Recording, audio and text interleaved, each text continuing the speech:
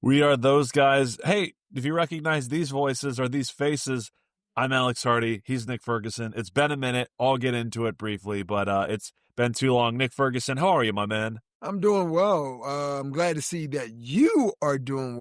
Look, you got small kids at the house. Whatever germs they bring home from school, they knock you out. Getting back to back sicknesses like, look, you didn't want to hear me when my voice is all jacked up at an even lower register. And physically, I just wasn't up for it. You know what, really, Nick, what I was trying to get into, and let's just dive right into Thursday Night Football because we are coming to you, if you're listening to this, right after the New England Patriots beat their division rival Jets. The final score 27-14 to kick off week 11. I honestly was just thinking, let's just wait until the Patriots lose. 8 straight wins, Nick. I don't know if it's ever going to happen again. How do you see it? Well, hold on. I know.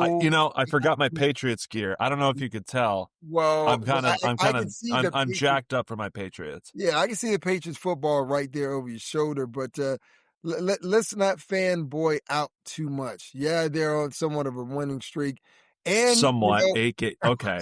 somewhat Somewhat. of a winning streak. And I will have to say this: Drake Maye looks well in that offense with Josh McDaniels. And you got to think, if you are Mac Jones, you got to be thinking, okay, well, what happened to me? Why didn't they do this for me? But Mike Vrabel has come in and shown that he can kind of get this organization up and running. And there was a couple of plays tonight that I was watching from Drake Maye that I was just like, okay, well, those are NFL type of throws. Those are NFL type of plays.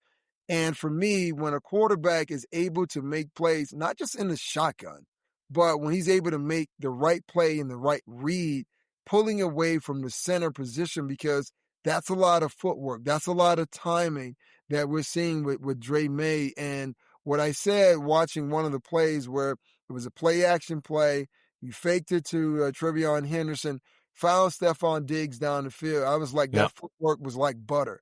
Yep. And me being a defensive player and the place where we don't really see our quarterback under center that much here in Denver, I can really appreciate the kind of work they put in with Drake Maye. Absolutely. And look, I mean, we can unpack just what a mess it was in the final years of the Bill Belichick head coaching regime. You know, the Josh McDaniels of the world. They weren't by his side anymore. So Matt Patricia calling an offense, sure, let's go for it. And kudos to Mac Jones. We may get to the Niners, who just earlier today announced that Brock Purdy was back, but Mac Jones is under contract, getting some guaranteed money, and I think things turned out all right for him, considering he wound up with a guy like Kyle Shanahan. As for Drake Maye, I can only go on for so much because better take it from a professional such as yourself, Nick Ferguson, an unbiased opinion such as yourself, Nick Ferguson, but really Drake Maye. And again, from a fantasy standpoint, his lowest output, just the one passing touchdown, leaning on Trevion Henderson in the red zone. We'll get to having a multiple offense and how beneficial it was, granted, against a depleted Jets defense that traded their 2 best players this past trade deadline. But Drake Maye playing in and out of structure. You mentioned the buttery footwork. There was also that pass on the sideline where he kind of faked, like he approached the line of scrimmage like he was going to run. That drew the Jets defenders off of Stephon Diggs, able to free him up and get a big chunk, I think a 22-yard completion down the field.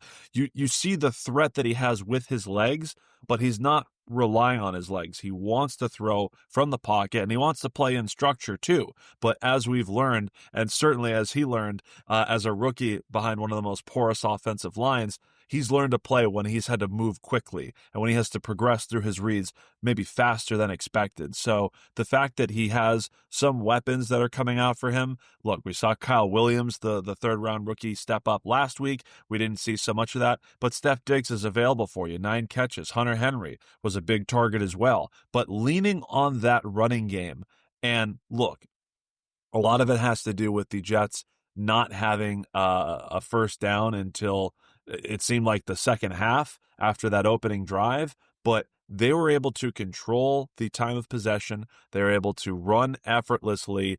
Not any big gainers like we saw with Trevion Henderson a week ago, but they just finally gave him the rock, allowed him to tote it, and they were comfortable with him in the red area as well, which was a big advancement, for the rookie out of Ohio State.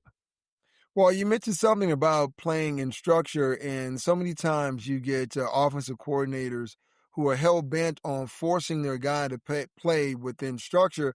But I do feel as though there's room to play out of structure as well, Right. because teams are going to create pressure. There's going to be an uneven penetration on the quarterback, and he's going to have to make a decision. Do I listen to the coach who is forcing me to play within structure?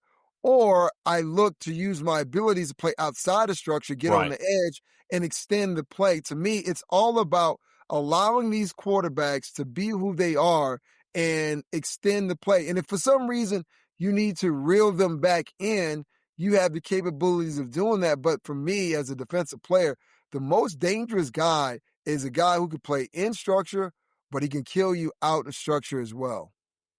Completely balanced on both ends of the field, and he played under pressure. I mean, Quinnen Williams is gone, Sauce Gardner gone, but Quincy Williams, who I guess was demoted, still had a big effort in the pass rush, and it's I think the knock on this 8-game winning streak is outside of Buffalo and Tampa a week ago, not necessarily a murderer's row as far as that Patriots schedule. And they do get the Jets again, and they do get, the Dolphins again. It's not necessarily the scariest thing because, right, they go at Cincy against the Giants at home. They get the Bills at home, at Baltimore, at the Jets, and then home against the Dolphins. So, look, we were looking at a Bucs game. We were looking at a potential trap game like this one on the short week, and they've taken care of business. They're in the driver's seat right now, not only for the AFC East, but for the AFC conference as well.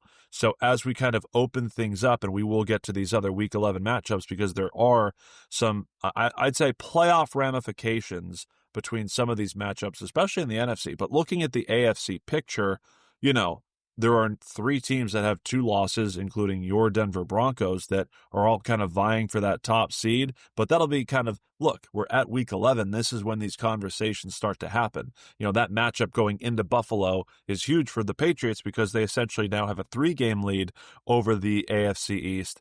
And that's really something that Denver should be looking forward to when we talk about that Chiefs game. But quickly, I'd be remiss not to talk about the New York Jets, who clearly, based on their activity at the trade deadline, acquiring 3 first-round picks over the next 2 NFL drafts, particularly the emphasis on the 2027 NFL draft.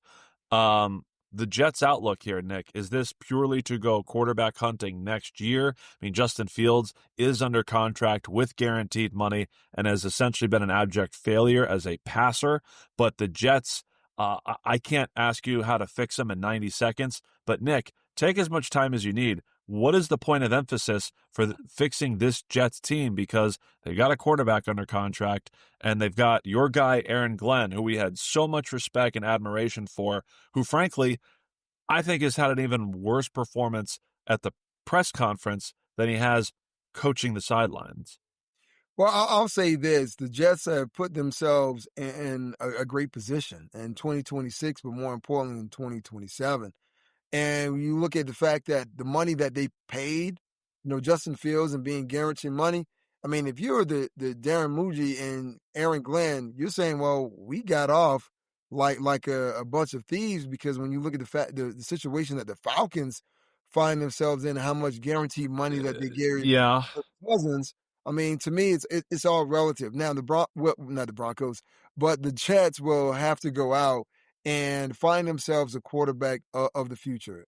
In the meantime, you can right. operate with Justin Fields just enough to get by, because right now they're in the building stage, right? They have done the DIY kind of situation where they've taken all the sheetrock down, they've stripped everything's down to the studs. Now they're in the kind of redesign phase. What that looks like, we really don't know, and that's a lot of that is based on some of these prospects that are coming out in 2026, but it gives the Jets Mm-hmm. organization kind of draft capital to maneuver, to move up and down the draft, to Yes. look at other rosters and say, well, we need this particular guy. We need those guys to add to our roster. And now they have a little more draft capital to kind of maneuver, but they're in a good spot right now. But now here's where the rubber meets the road. And we've seen this before in the NFL where teams have a multitude of first round picks, but they don't hit on those picks as Mm-hmm. far as drafting is concerned. They don't hit on those picks as far as developing that talent. They don't hit on those picks as far as surrounding them with adequate talent. So it's going to be real important. And I would say this because I know everyone has been talking about, Arch Manning and Texas is playing better football Mm-hmm. now than they did at the very beginning. Wouldn't it be really interesting if somehow a Manning ended up in New York, not named with the Giants, I, but with the Jets? you know, I'm just I look, that sounds great, but I just, from what I've seen from him at Texas, uh, he, like the bubbles kind of burst, right? He was a consensus top guy, and he's only gotten worse. He's still got another year. He's going to, according to Arch himself, finish his collegiate career, so there's nowhere to go but up. But if you stop things right now and say, where does Arch Manning go? He may be the third or the fourth or the fifth quarterback. We just don't know, right? We don't know how he tests in the underwear Olympics or how he interviews or what kind of reference, either of his unks or his pop or grandpop, could put in for him. But you just, right. There's no Arch Madness anymore. It's just not to the same extent, for many of the same reasons that Tank for Tua or, all these other campaigns for certain quarterbacks, even Suck for Luck didn't work out for these teams long term. And it is classic New York Jets, right? When they have opportunities to have multiple first round picks, Zach Wilson, Elijah Vera Tucker, not quite. Sauce Gardner, Garrett Wilson, Jermaine Johnson, and even Breece Hall, 36 overall. Sauce was just traded 3 seasons later. Like, this team has been able to stockpile picks, and they've been able to take shots at quarterbacks in the top 3. Look at Sam Darnold. Look at Zach Wilson. Even recently, there's no level of confidence that I have in the Jets organization. Again, it's a lot on your guy, Aaron Glenn, and Muji, who, look, they're both in their first year in these positions, and we've decided that, yes, these are the guys running the ship, and they're ultimately going to be at the helm, so we believe, when the team has this arsenal of picks on the way. And it could be all moot, right? It's similar results under Woody Johnson, under that ownership group that at this point in time is more concerned about filing a lawsuit against the NFLPA for saying mean things about him in the players' report cards over the summer than actually winning football games, right? Because that's what came out before this game tonight, was that reportedly Woody Johnson leading the charge with the NFL filing a lawsuit against the NFLPA because of those report cards that come out over the summer. And we just kind of clown how some organizations run themselves, like the Cincinnati Bengals or the New York Jets, give the ownership an F, and all of a sudden it's the third time in the last 2.5 years that this guy is so concerned about mean things the NFLPA, his players, are saying about him. Well, you know what? Here's what I want to say about that. If players are constantly evaluating on a 24-hour cycle, why is it that players can't evaluate the organizations that they work for? Right. And it's almost like living with a slumlord, if you will. I mean, you mentioned the Cincinnati Bengals, and they've been known historically to be one of the more cheap, or better yet, let me be more PC, cost-effective teams Cost effective, yes. in the NFL. I think it's par for the course. Why can't players sit out there and go through the idea of writing out how they look at their team? Because, I mean, how you're being treated really impacts how you play for the organization. If after the game there's no room where my family can actually go or gather, and the organization is kind of cost cutting and knowing as though they're making billions of dollars, what does that say to me as a player? You only care about me to a certain degree. When you tell me, well, hey, you put your arm around me and say, well, we're family, man. I need you to go out there and play injured and hurt, but let alone you can give us better quality, I guess, things around the team as far as Right. Or the salaries and facility all those itself. Like, where am I amenities. going to Yeah. rehab this injury? And the facility itself is less than, what it's not the world-class standard that expected to play on the field. Yeah, then you go TB12 on them. The Alex Guerrero, of You each and have every to. team. I mean, Yes. come on, man. Now, I understand why Tom had TB12, and I understand why so many players actually decided to partake in the TB12. Because if you're getting better treatment with TB12 and what he's doing than you getting at the team facility, that says a lot. Yeah. Yeah. One of the criticisms about the Patriots in the recent report card was, those facilities, which under Mike Vrabel, sweeping overhaul. So, look, the fact that the New England Patriots are back to full-on relevancy, and as of Thursday, November 13th, sit first overall in the AFC, not the AFC East, the entire AFC. So let's look at the rest of week 11, I should say. No better place to go than their division rival Buffalo Bills, who have owned the AFC East over the last half dozen years. They're at home against the Tampa Bay Buccaneers, who just suffered that loss at home to New England. I think a huge thing for Tampa Bay as they look to travel up north. Luke Goedeke is back on that offensive line. Like, they still, have lost Cody Mock. They're playing with, a banged up Tristan Wirfs. It's been rough, and Baker's just always kind of had this way to pull a rabbit out of his hat, and keep the Buccaneers afloat. And it's not just the offensive line, right? Mike Evans possibly gone for the season. We've barely seen Chris Godwin. Bucky Irving returning to practice, possibly, but technically doubtful if you ask your guy Todd Bowles.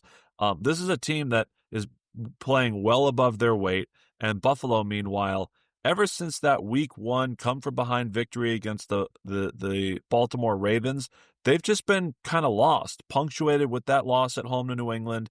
They sputtered against the Falcons, and after that exciting 28-21 victory over Kansas City, all right, the Bills are back. They can take care of their business. They get absolutely slapped around by the Miami Dolphins of all teams. I mean, your guy, Mike McDaniel, just riding the whip around Elbow Room in downtown Miami, he's got the rollie hanging out the window, just telling Buffalo fans, tell me something I don't know already. Like, I can't figure out this Buffalo Bills team, but you'd think at home against a banged up Buccaneers team, like, the rubber has to meet the road. The defense needs to step up. That offense needs to play with more consistency. I'm just completely lost on where Buffalo is, if they're actually competing for the AFC East or the top of the AFC, or if they're one and done as a wild card team in the postseason. Well, I look at the Buffalo Bills as skim milk right now. And the reason I call them skim milk, because they've kind of lost the meat of what they do, that fat that we always lean on when we watch them. And that was the execution from the quarterback position. We haven't really seen that. They got 2 extraordinary tight ends, and Dawson Knox and Kincaid. And I mean, these guys, you need to find ways to get them more involved. But Right. I did not expect for the Bills to go to Miami and lose the way they did. Even my dude, Anthony Weaver, who's the defensive coordinator for the Miami Dolphins, my former Texans teammate, I sent him a screenshot of his reaction when the score was like 16-0, and he and Mike McDaniels were chest bumping. I was like, man, I was fired up seeing you guys kind of get to that point, because Miami has been under heavy scrutiny themselves. But one thing we know, they fired Chris Greer, the general manager. Exactly. And the Buffalo Bills came into the season with high praise, started the season with high praise, like you mentioned, beating Baltimore, beating Kansas City. But it just seemed as though this Bills team, once again, I'm calling them skim milk, is that they're just a regular season team. And maybe we have to come to grips with, you know what? That's the only thing that they will ever become, is a regular season team. And that's pretty much their ceiling, beating Kansas City in the regular season, but in the postseason, they're an entirely different team. Josh Allen's criticism is deserved, right? I mean, coming off of the MVP, and how he was able to solidify a weak running game. With James Cook had been such a focal point, finally getting the end zone or the red zone at work, and they were putting up points in bunches and just couldn't seem to do it. And yet I have to point to the defense and the overall organizational structure. Like Brennan Bean, I don't think is criticized enough for how many resources he allocates into the defense, right? You spend a first round pick. I do like Maxwell Harrison, I really do, but like typically year in and year out, they spend their top 60 draft capital on defensive players, and yet still need to supplement with expensive defensive players in the free agency market. It's Joey Bosa this year. It's Von Miller in the past. It's spending money after spending first round picks on the defensive line and the secondary, and just not being able to adequately put enough guys back there to stop a nosebleed. I mean, it's one of the worst run defenses in the NFL, and Josh Allen, to his credit, previously was able to keep opposing offenses off the field, extending drives, keeping plays moving, but it just hasn't been the case, and it's been an absolute backbreaker for the defense. So it's really caused quite a problem that I think Tampa could exploit based on how Baker plays, and they've been effective in the running game despite the injury to Bucky Irving. I mean, Rachaad White and Sean Tucker have held their own in a split backfield the last few weeks, but if they can get some of those weapons back, even if it's not Buffalo, I mean, Tampa is comfortable in that NFC South.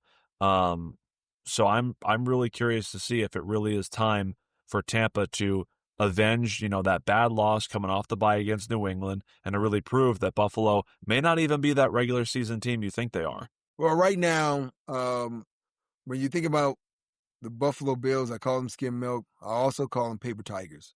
Yeah. That's where they are right now. Yeah. And you have to go out there and you have to prove, and they have to find a way to pick themselves up. And this is going to be a great game because both teams are 6-3. Both are coming off of losses, but I still give the advantage to Josh Allen and the Buffalo Bills because they have more offensive weapons. Like you mentioned, Bucky Irvin is coming off of injury. And I mean, you're missing one of your better wide receivers. So for me, I got to lean on the much larger quarterback / running back, Sure. and Josh Allen, and believe that that team can make the most offensive plays with their quarterback and their running back. We'll see. I may lean the other way. Just Buffalo's going to have a tough time getting the run going up against Vita Vea and that defensive front for Tampa. I think of, all of the units, that Buccaneers defensive unit has the overall advantage for me. Plus, Buffalo's banged up too. Still haven't seen, again, it's only Thursday. Haven't seen Dalton Kincaid play. I have seen Keon Coleman practice and play, and I don't like what I see there. So we'll just leave it to, learning a lot about really who belongs in the top of their respective conference based on that one. And then as for the rest of week 11, Nick, there's a lot of great divisional matchups. I think none better than Seattle and LA, but I'll placate to the former Denver Bronco. What about hosting Kansas City, 8-2 Denver Broncos, 5-4 Kansas City Chiefs? We've either got one game of separation within the AFC West, or Denver can really extend this thing out to 3 games over Kansas City, and we'll hit on the Chargers as well, who have Jacksonville this weekend. I think the Broncos are trying to extend that lead, and for the first time in a long time, dethrone the Kansas City Chiefs as winning the AFC West and make it somewhat of a duel between them and the LA Chargers, which we'll get to in a second, which makes that Jacksonville game rather. I like it. I like it. Yes. And I'll say Kansas City right now, they're thinking this way. Like, look, they're okay with forfeiting the AFC West title if that means they get into the playoffs and make a run, which they are capable of doing. Now, this will look a lot different than what we've seen from the Kansas City teams in the past because no AFC title, the potential of going on the road in a wild card game, and you have to figure that they like their chances because they figure as though they're getting healthy at the right time. Their only difficulty that I see is the inability to run the ball at a high consistency. So it's going to make the game on Sunday really interesting. These teams in a way do kind of mirror each other. Like they look to take big shots offensively, and they neither really can run the football. And then defensively, they've prided themselves on rushing the passer. I mean, nobody's been better than Denver, I think, ever, as far as getting after the quarterback for the first 10 games of the year. Meanwhile, like they have very little consistency.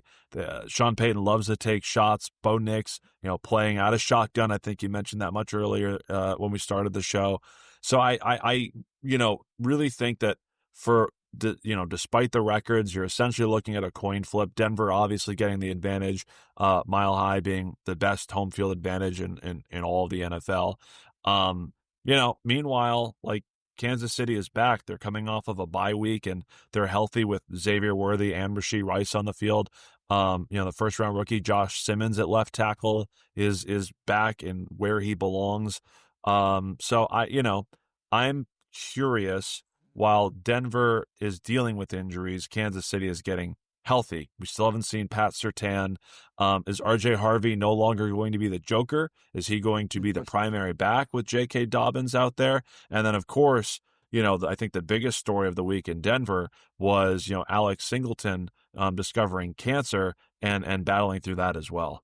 Yeah, that was tough for Alex. I actually saw him today, and I just embraced him and just wished him, much success in his recovery and just trying to get back to, ball. But the most important thing for him right now is just trying to make sure that he gets healthy. But I thought it was really interesting that he found out, he knew about it before he played that Thursday night game, still pushed through it, and I understand why.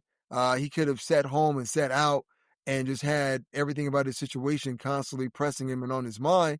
But he just felt, you know what, going out there, being with my guys would definitely allow me to kind of ease the pressure off of my physical situation. But the Broncos defense, man, they've been playing, insanely for the past couple of weeks. And with him being out, that's going to force Justin Strenard into the lineup. And Strenard has kind of made his way and kind of changed his position from being a guy that was a late round draft choice out of Wake Forest, who was presumed as being just a special teams guy. Now he's over the past 2 years, due to certain situations with Yep. Alex, he's received a lot of playing time. So he has an opportunity to play himself into a major cash day come 2026. But this game is going to be anything but easy for the Denver Broncos, regardless of the fact that the Kansas City Chiefs are 5-4. You have to go out there and you have to take the game from them. They're not going to let you just kind of easily kind of take the scepter from their hands. So you're going to have to really beat them down early and often to just kind of let them know, like, you know what? You dominated this block before.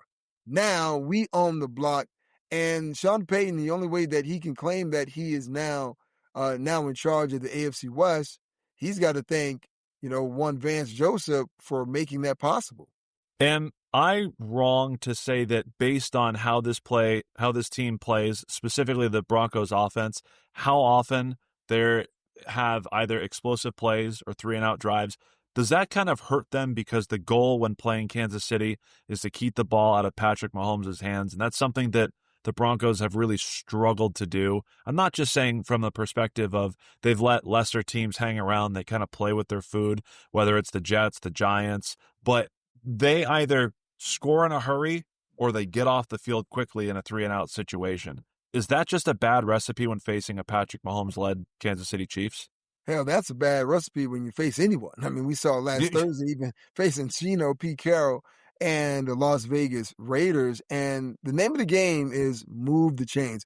We don't care how you do it, Alex. It doesn't have to look pretty, but we need you to move the chains. And here in Denver, it just kind of bothered me the way that some of the fans and some of the media people kind of approach the situation. Say this team is 8-2. Why is it that individuals are a little upset? And the reason people are a little upset because when you look at this team and say, well, are they a for real 8-2 team? Right. You really don't know because you just point to one area of the team and it's the defense. Usually when you look at an 8-2 team, you say, well, at least 2 of the 3 phases are playing well. The Broncos are not even running the ball well, not because the running backs are inept. It's just the fact that they don't get that many carries, right? Yeah. Like watching Trevion Henderson get the touches that he received, whether it was cross midfield or inside the red zone, Hell, I Uh-huh. got a little jealous, even I know from a fantasy standpoint, Drake May numbers were not what they needed to be, but you don't need them to be that, especially when you could turn around and hand the ball off and your running back can hit pay dirt. So for me, I'm a little jealous of teams who run the ball consistently, like the Rams, I'll say Seattle, like San Francisco. I mean, I even obviously throw the Patriots in there as well. And I'll be remiss if I didn't mention Shane Steichen and Jonathan Taylor. Yeah. Yeah. Watching those teams incorporate their running backs, and I'm not just saying just handing it off, but the incorporation of them in every facet of the offense. I mean, as a Broncos fan, you have to be jealous of it.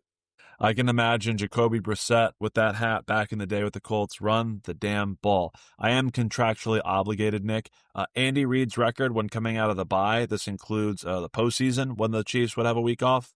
It is What, 22-4, something like that? 27-4 in his lengthy Man, coaching career. it just So, seems like leading up to this game, that number still gets bigger and bigger. I thought it was 20-4, then it was 22. Now you're saying it's 27-4. well, By game time, it's gonna be that includes the 30-4. postseason as well. You know, like they had a Yeah. lot of first round buys in the playoffs, but again, you could say that he's 27-5 coming out of the bye next year because Denver wins this Sunday, and it's still an impressive number for Andy Reid. He's got plenty more wins to spare. Let's wrap up the AFC West quickly here because I do want to get into the two juggernaut battles I think that are going to ultimately decide who the best in the NFC is through the first 11 weeks. But the Chargers going across the country to Jacksonville. You've got Herbert, you've got Trevor Lawrence, you've got two teams that do want to commit to running the football, but have had banged up personnel. And as good as the Chargers had looked, especially against the Pittsburgh Steelers, absolutely tying up Mike Tomlin and Arthur Smith and Nas with the way that their defense played. Jacksonville's, ability to take away the football on defense, I think plays well into an injury-riddled offensive line and a Chargers team that wants to commit to running the football, but has had no problems putting the ball on the turf. So, this game is closer than I think it is, and it's not just because Jacksonville has home field advantage. It's just that neither offense really stands out to me as, look, if either of them were fully complete, I think the Chargers on paper are best, but at the same time, like this Jags team has pulled themselves back up after getting pantsed, by the better teams like the other LA team, like the Rams, for example. Like the Jaguars seemed to hang around and did not disappear or hang their hats on that upset win against the Chiefs.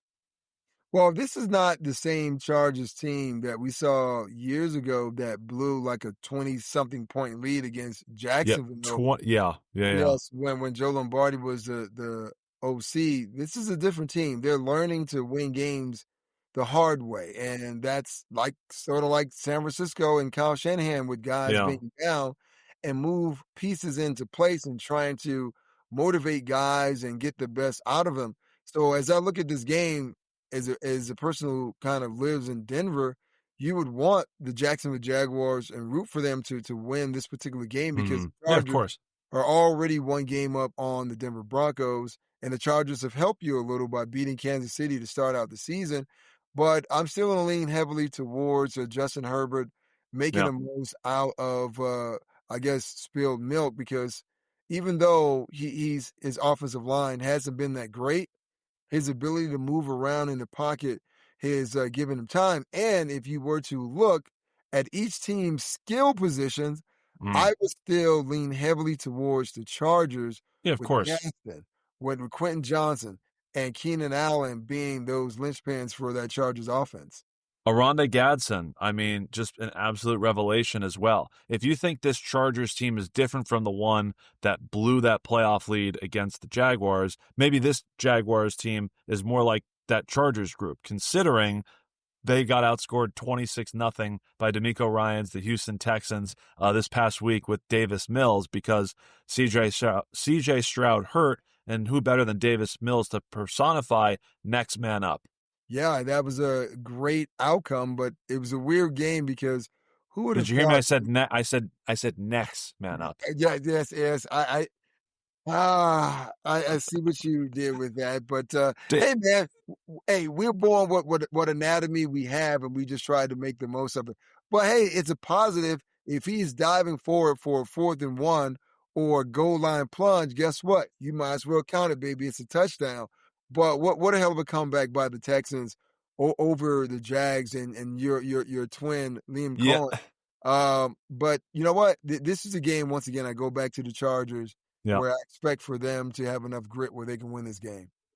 In the NFC, we'll wrap things up. It's a little running long because I just missed you so much, but we get the NFC West 7-2 Seattle and 7-2 LA Rams. We get the 6-3 Lions going to Philadelphia for Sunday Night Football. Which of these games do you think is more of an impact for the top of the NFC? I think I lean Seahawks Rams, but maybe AJ Brown has captured enough headlines that you want to start there. No, I'm going to lean heavily towards Seattle and the Rams Okay. because Yep. it's funny because You when you talked about the commitment to the running game. Talk about your guy, Clint Kubiak. well, yeah. I mean, when you look at the art of creativity, and it's interesting that when we look at just NFL conferences as a whole, you have to go to the NFC West to say, okay, well, they got 3 teams potentially, right? You look at the 49ers, you look at the Rams, and you look at the Seahawks, but you know what they all have in common? They all come from the same Mike Shanahan tree. Yeah. They all learned or coached with one another. So there's a lot of familiarity within the offense. And you have to think about there's a lot of competition, Mm-hmm. because watching Kyle Shanahan lose to Sean McVay and the joy that Sean McVay had on his face after losing on Thursday night to the San Francisco 49ers and Mac Jones earlier in the season, that was a little of redemption. And this is Mm-hmm. a game where you have Matthew Stafford playing well. You have Sam Darnold playing well. So this could be a high scoring game and something's got to give. Meanwhile, the Philadelphia Eagles have had themselves a time. AJ Brown criticizing the offense, saying it is unsustainable. I tend to agree with him, even though the way he necessarily delivered the message kind of gets in the way of what he actually said. He looked and saw how the Kansas City Chiefs offense sputtered all of last year. They still made it to the Super Bowl, and he's kind of feeling like, hey, the shoe's on the other foot now. The Detroit Lions, meanwhile, Dan Campbell. I mean, look, everyone can point to his opening press conference as a head coach and biting off kneecaps and whatever. But I mean, look, this guy cut his teeth, played and coached under your guy, Sean Payton, and he's been a capable play caller. And we saw that on full display, pulling the keys out of the ignition for John Morton, the previous play caller, getting Jamison Williams more involved, relying on running the ball more often, getting David Montgomery back into the mix. I mean, your opponent heavily plays into that, but against the Philadelphia Eagles, his emphasis on wanting to run the football comes squarely in the face of running up against, Jordan Davis and Jalen Carter and a sick Eagles defensive front with a secondary that allows them to send more guys to stop the run or rush the passer. Well, no matter what teams are doing defensively, as far as the run, you can't abandon the run because now you're forcing your quarterback to play with one hand tied behind his back. But Mm-hmm. also, the OC, half his play sheet is now cut off because you don't want to run the freaking football. But this is a case where these are the things that you have to. And when you look at the Philadelphia Eagles, regardless of Kevin Patullo and their offensive issues and AJ Right. Brown saying whatever he's saying, this is a team that I trust because they just won a Super Bowl and they beat Kansas City and they beat them convincingly. And they have a guy in Saquon Barkley who can tote the rock. He can catch the rock. And also, like you said, they have a vaulted defense that when they play together and everyone's healthy, it's hard to score points on this defense. So it makes for a very interesting game. And oh, by the way, we just saw one of my favorite games of all time, maybe not one of your favorites, the Monday Night Football game where it was like a baseball score, right? Yes. I love the defensive effort by both units, those fantasy owners and those individuals who love high scoring games. You Yes. didn't like this game at all, but hey, man, We it was love commercial breaks. We love stoppages, hey, hey, touchdowns, field goals, cut to commercial break. That's why people watch the Super Bowl, Nick, for the hey, listen, commercials. I was a kid in the candy store. I'm tired of all these offenses just racing up and down the field and the quarterbacks getting all the praise. It's about damn time we start talking about defense. I know it's not sexy, right? I know it's not sexy, but if you don't score, you can't win. So I don't know what Kevin Patullo is going to do this week, but they can't have that same Reaper performance this week against the Lions as they had against the Green Bay Packers. Lane Johnson back at practice is huge for them. Cam Jurgens as well. Look, that entire team, not just the tush push, is predicated on the health and the play of that offensive line. Saquon Barkley, to me, looks like a guy that touched the ball 350 times last year, just a lot more sluggish and kind of, checked out of games when he can be. And look, they're just not looking for A.J. Brown in the passing offense whatsoever. So we're going to have to wait and see how they sort of get things right. We talked about this, right? They had 2 games against the Giants, opportunities for them to get right, look balanced on offense. And here we are a month later, and they still haven't really accomplished that. That said, they're in the driver's seat in the NFC. They get the home game against the Lions, whose defense has been porous itself. So this could be where the rubber meets the road, and we're looking at a playoff preview with these 4 teams, all vying to come in second place to the New England Patriots, who are going to obviously ripping up the Super Bowl. He's Nick Ferguson. I'm Alex Hardy. There's no other team to talk about because there's only one team so far in Week 11 that's 1-0. So until following Sunday Night Football, Monday night, we'll get a better sense of both the NFC standings and the AFC as well. And we come down the final third of the regular season.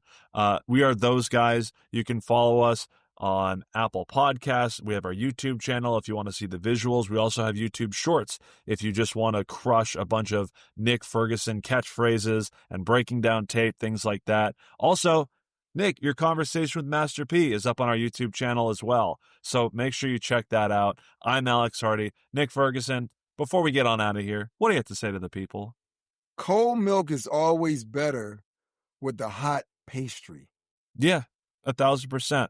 What's our alternative? Hot milk and a cold pastry? Yeah. I'm not British, so no, that's not gonna work. No spotted tea, Nick. No.